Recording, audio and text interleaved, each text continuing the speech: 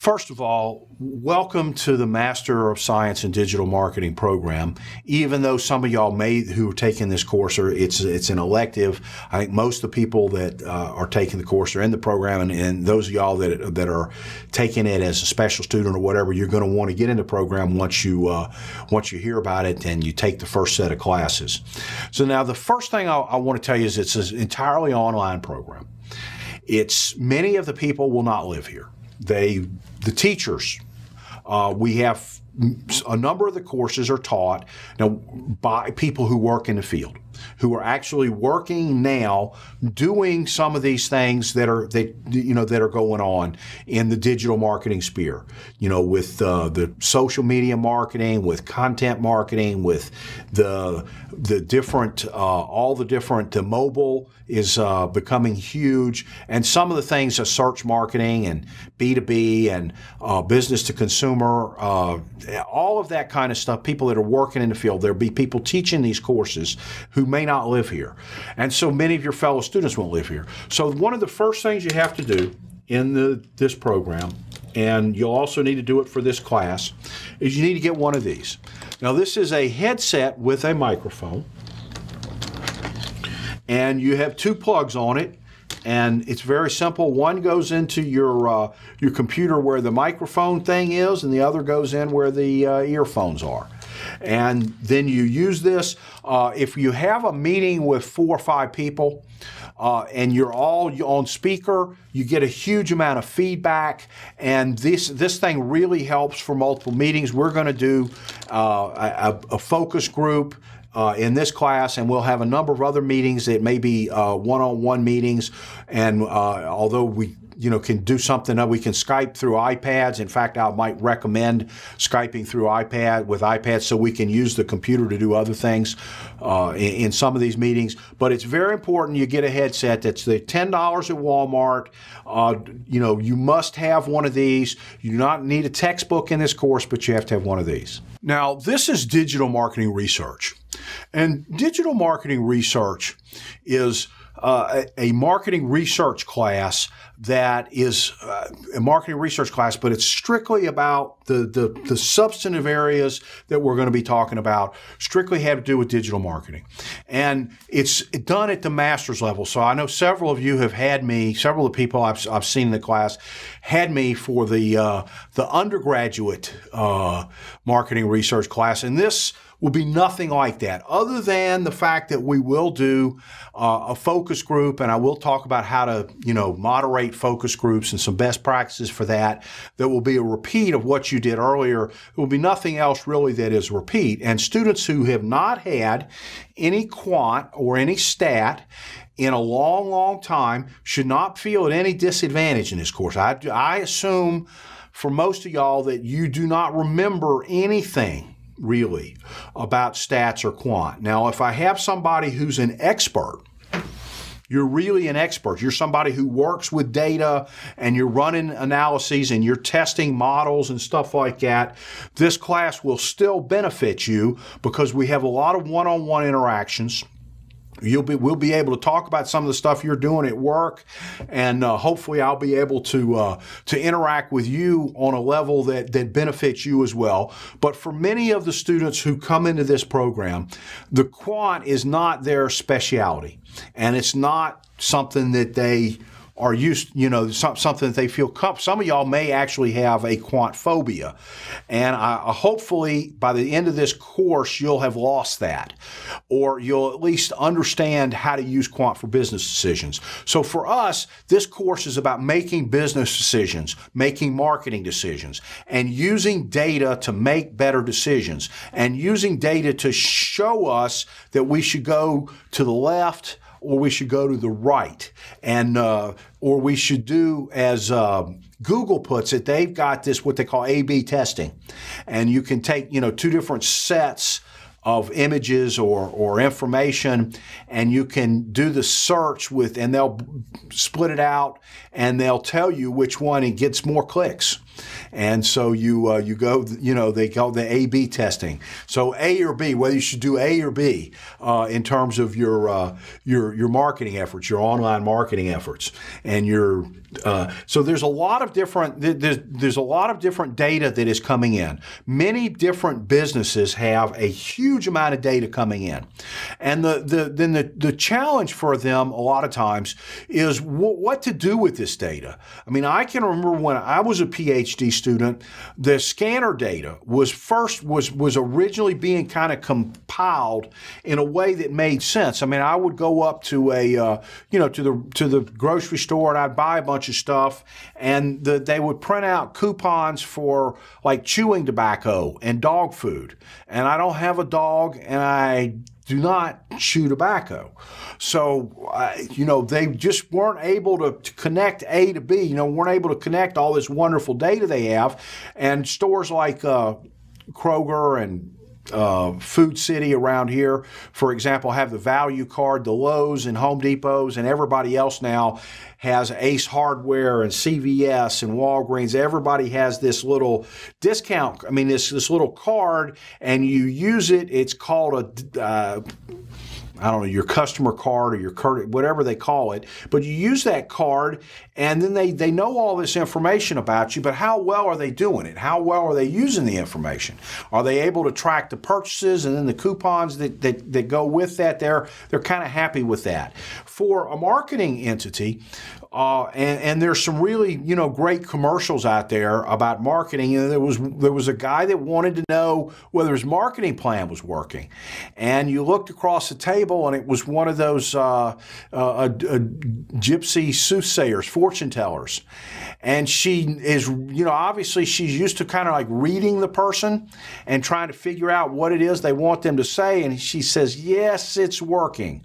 And then she looks at him and, "How do I know it's, and he says, "Well, maybe it's not working. It might be working. Yeah, maybe it is, maybe not working. Is your marketing plan working?" And we need data to be able to go and tell the bosses in marketing. One of the big challenges is that we know, for example, advertising works. We know that marketing works because the companies that have the dominant market share, it doesn't matter what it is, Anheuser-Busch has a more than 50% market share in a product domain that is almost really generic. I mean, even German beer, even in Germany, the beers are made out of 4 ingredients. And, how different can they really be? How much better can this one be than that one? And it's a really generic, and they have more than 50% market share because they advertise. But now if you go to, as a marketing person, you graduate from here and you're going to be working in the marketing field, you got to go to your boss and you got to say to that boss, "I need more money. If I could have more money, I could really do great things." And the boss will say, "Okay, well, we gave you X amount of money last year. How can you prove to me that it did anything for us?" And in some cases, we may have, like, say, click-throughs and then conversions.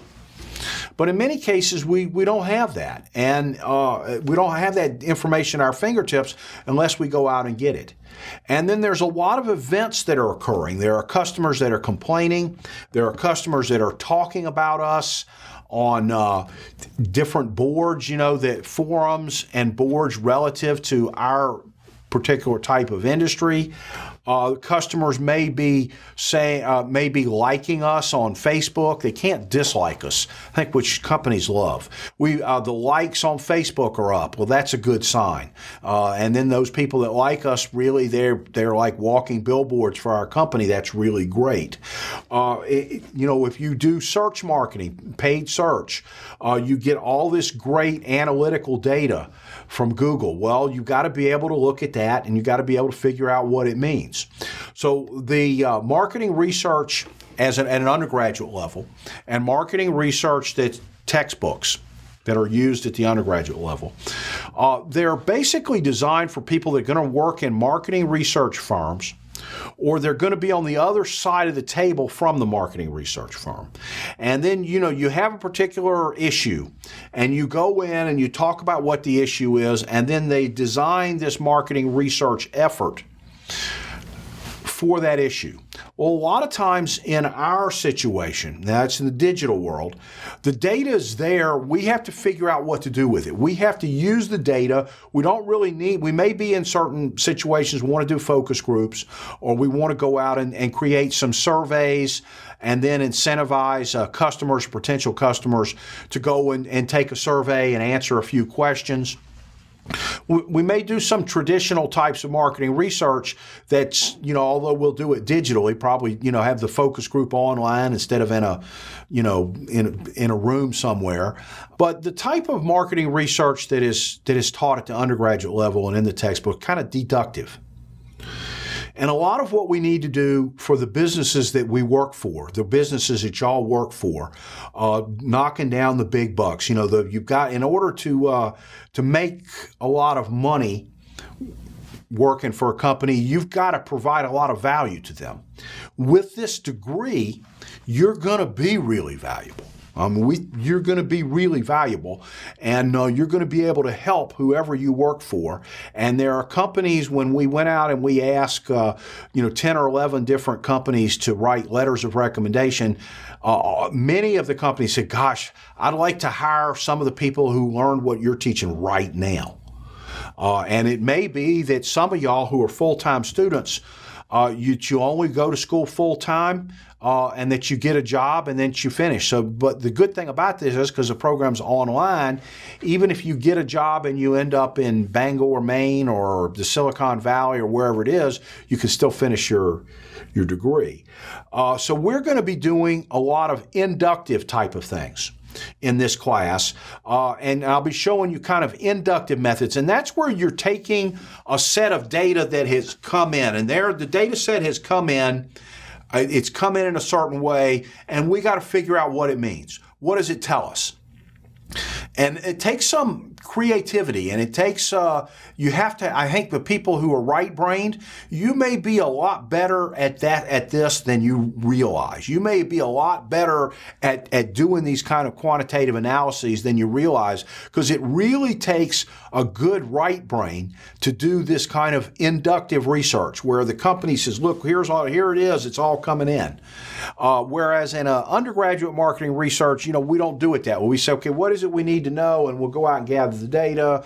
And then because the people who write the books have, worked as consultants or started their own marketing research agencies, and that's their train of thought is, the marketing research agency goes out and bids a particular job with a particular company, and there are masters in marketing research available, and y'all have decided to get into this program, which is more right-brained, but at the same time, if you are able to understand this, and then the two other classes that we have that are after this that are taught by people who work in the field, if you're able to get a basic grasp of what's going on, intuitive grasp of what's going on, you're going to be much better executive. You're going to be much more valuable to the company that you work for.